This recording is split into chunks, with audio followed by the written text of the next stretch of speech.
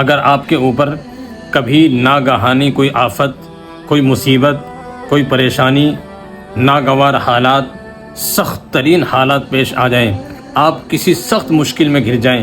چاروں طرف سے آپ کو راستے بند نظر آئے، تو میں آج آپ کو ایک ایسی دعا بتا رہا ہوں۔ حضرت انس بن مالک رضی اللہ تعالی عنہ سے روایت ہے، ترمذی شریف کی روایت ہے کہ آپ صلی اللہ علیہ وسلم جب کبھی سخت ترین حالات کے اندر آ جاتے تھے، آپ کو کبھی کوئی مشکل پیش آ جاتی تھی، آپ اللہ کی مدد حاصل کرنا چاہتے تھے، آپ اس دعا کو پڑھا کرتے تھے۔ حضرت انس بن مالک رضی اللہ تعالی عنہ سے روایت ہے، آپ صلی اللہ علیہ وسلم پڑھا کرتے تھے، یا حی یا قیوم برحمتک استغیث۔ اگر ہم بھی کسی مشکل میں پھنسے ہوئے ہیں، مشکل ترین حالات میں پھنسے ہوئے ہیں اور چاروں طرف سے راستے بند ہیں، کوئی راستہ نظر نہیں آ رہا ہے، تو آج سے ہی اس دعا کو ہر نماز کے بعد کم از کم 100 مرتبہ پڑھنی شروع کریں۔ انشاءاللہ چند دن یہ دعا پڑھنے کی برکت سے حالات بہتر ہوں گے، مشکل ترین حالات ختم ہوں گے، آسانیاں پیدا ہوں گی،